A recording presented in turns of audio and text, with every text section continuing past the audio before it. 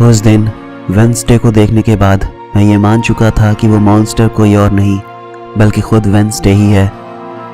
मैं बस उसे रंगे हाथों पकड़ना चाहता था ताकि मैं सबको ये बता सकूं कि वो मॉन्स्टर वेंसडे है। उस दिन के बाद से मैंने वेंसडे पर नज़र रखना शुरू कर दिया।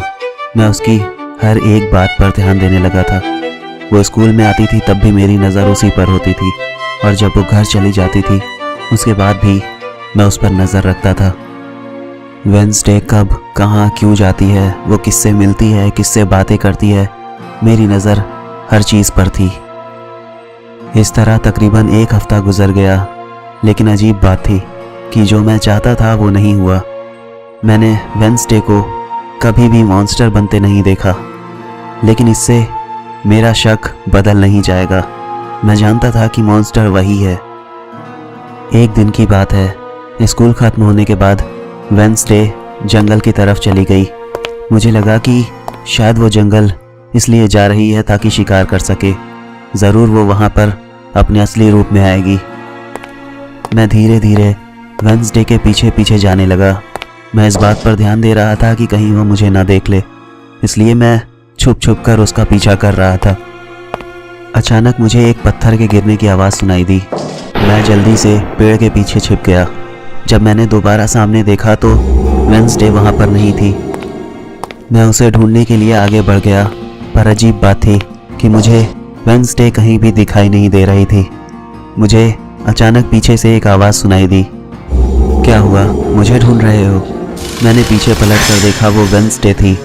मैंने कहा, नहीं, मैं तुम्हें नहीं ढूंढ रहा, मैं तो बस जंगल में ताज़ी हवा के लिए आया था। वेंसडे ने कहा कि मैं इतनी बेवकूफ़ नहीं हूँ, मैं जानती हूँ कि तुम मेरा पीछा कर रहे थे, और सिर्फ आज नहीं बल्कि तुम काफ़ी दिनों से मेरा पीछा कर रहे हो। कभी मेरे घर के आसपास दिखाई देते हो तो कभी स्कूल में मुझ पर नज़र रखते हो। बताओ ये सब क्यों कर रहे हो, क्या जानना चाहते हो? मैंने वेंसडे से कहा, ठीक है, मैं मानता हूँ कि मैं तुम्हारा पीछा कर रहा था। अब तुम भी ये मान लो कि तुम मॉन्स्टर हो और तुमने ही मेरे दोस्त को मारा है। वेंसडे ने कहा कि तुम्हारा दिमाग खराब हो गया है, मैं मॉन्स्टर नहीं हूँ और मैंने लैरी को नहीं मारा था। ओह वेंसडे, तुम इतनी मासूम नहीं हो जितना दिखा रही हो। तुम लैरी पर नज़र रख रही थी, ठीक उसी तरह जिस तरह मैं तुम पर नज़र रख रहा था। आखिर तुम उसे मारना नहीं चाहती थी तो और क्या मकसद था तुम्हारा? हाँ, ये सच है कि मैं लैरी पर नज़र रख रही थी, क्योंकि लैरी इकलौता ऐसा इंसान था जो उस मॉन्स्टर को बहुत अच्छी तरह से जानता था, और लैरी उस मॉन्स्टर को पकड़ने वाला था, क्योंकि उसे उस मॉन्स्टर को पकड़ने का तरीका मिल चुका था। पर उसकी बदकिस्मती थी कि वो मारा गया। शायद उस मॉन्स्टर को ये बात पहले ही पता चल गई थी। मैंने वेंसडे से कहा, तो तुम्हारा कहने का मतलब ये है कि वो मॉन्स्टर हमारे स्कूल में ही है और इस वक्त वो हमारे आसपास ही कहीं घूम रहा है? वेंसडे ने कहा, सही कहा तुमने, वो कोई भी हो सकता है। तुम भी हो सकते हो, मैं भी हो सकती हूँ, या फिर कोई और भी। वैसे तुम्हारी जानकारी के लिए बता दूँ, स्कूल में एक बंद हॉल है, पहले वो लाइब्रेरी हुआ करता था। वो जगह काले जादू के लिए बिल्कुल परफेक्ट जगह है, और वो मॉन्स्टर अपना रूप वहीं पर बदलता है। ये मुझे लैरी से पता चला था। तो तुम्हारा कहने का मतलब ये है कि वो मॉन्स्टर अपना रूप बदलने से पहले उस हॉल में ज़रूर जाता है?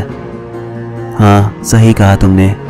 वैसे मुझे तुम्हारी दोस्त सना पर शक है। लैरी को भी सना पर ही शक था। शायद वही असली मॉन्स्टर है।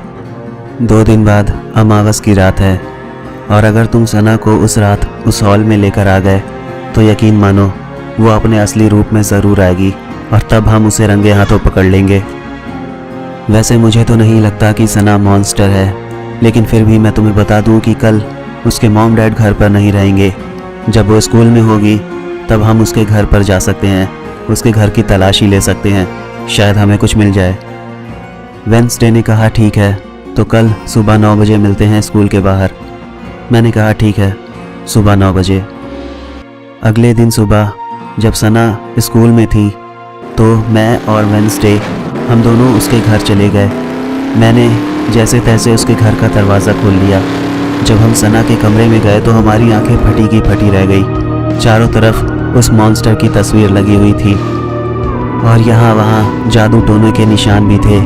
मुझे एक किताब भी मिली थी, वो अजीब भाषा में थी। मैं समझ नहीं पा रहा था कि उसमें क्या लिखा है, लेकिन इतना ज़रूर समझ रहा था कि वो किसी काले जादू से जुड़ी हुई किताब है।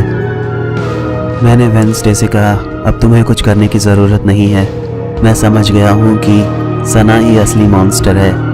मैं अमावस की रात उसे उस हॉल में लेकर आऊँगा, ये मेरी जिम्मेदारी है। और जब वो अपना रूप बदले तब तुम एक वीडियो रिकॉर्ड कर लेना और उसके बाद ये बात हम सबको बता देंगे।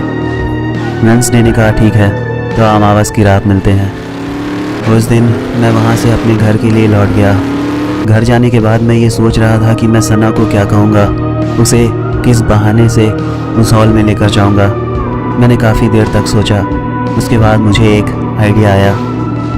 मुझे लगा कि अगर मैं सना से ये कहूँ कि मैं उससे बहुत प्यार करता हूँ तो शायद वो मेरे लिए उस हॉल में ज़रूर आएगी। जिस दिन अमावस की रात थी उस दिन सुबह मैं सना के पास गया। मैंने सना से कहा, सना, मैं तुमसे बहुत प्यार करता हूँ और ये बात मैं तुम्हें कई सालों से बताना चाहता था पर बता नहीं पाया। मैं तुम्हारे लिए कुछ करना चाहता हूँ। मैंने बहुत कुछ प्लान किया है। क्या तुम मुझसे अकेले में रात के वक्त उस पुराने हॉल में आकर मिल सकती हो? सना मुझे शुरुआत से ही पसंद करती थी, इसलिए मैं जानता था कि वो मना नहीं करेगी।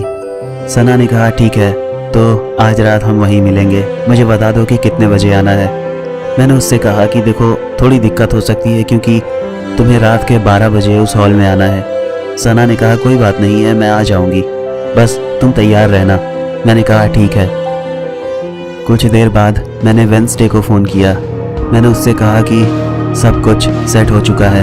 सना रात 12 बजे उस हॉल में आएगी और मुझे पूरा यकीन है कि वो अपने असली रूप में ज़रूर आएगी। वेंसडे ने कहा कि हाँ, सही कहा तुमने, अमावस की रात का असर उस मॉन्स्टर पर ज़रूर होगा और वो ना चाहते हुए भी अपने रूप में आ जाएगी। मैंने वेंसडे से कहा, तुम बस तैयार रहना और गलती से भी सामने मत आना, दूर से ही सब कुछ रिकॉर्ड कर लेना। वेंसडे ने कहा, ठीक है, ये हो जाएगा। रात 12 बजे मैं उस हॉल में पहुंच गया था। धीरे धीरे वक्त गुजर रहा था। मैं सना का इंतज़ार कर रहा था। कुछ देर के बाद सना वहाँ पर आ गई। मैं सना से बातें करने लगा। धीरे धीरे वक्त गुजर रहा था। अचानक मुझे भेड़िए की आवाज़ सुनाई दी। तभी हॉल में बिल्कुल अंधेरा हो गया। अचानक मुझे मॉन्स्टर के गुर्राने की आवाज़ सुनाई देने लगी। हाय एवरीवन, उम्मीद है कि कहानी पसंद आई होगी और अगर कहानी पसंद आई है तो प्लीज़ वीडियो को लाइक कर देना, शेयर करना और कमेंट करके मुझे बताना कि तुम्हें ये कहानी कैसी लगी। और जाने से पहले सब्सक्राइब ज़रूर कर लेना, साथ ही साथ नोटिफिकेशन बेल को भी दबा लेना। इसके अलावा तुम मुझे फॉलो कर सकते हो मेरे इंस्टाग्राम अकाउंट पर, लिंक मैंने डिस्क्रिप्शन में दे दिया है। तो अब मुलाकात होगी अगली कहानी में, तब तक के लिए बाय।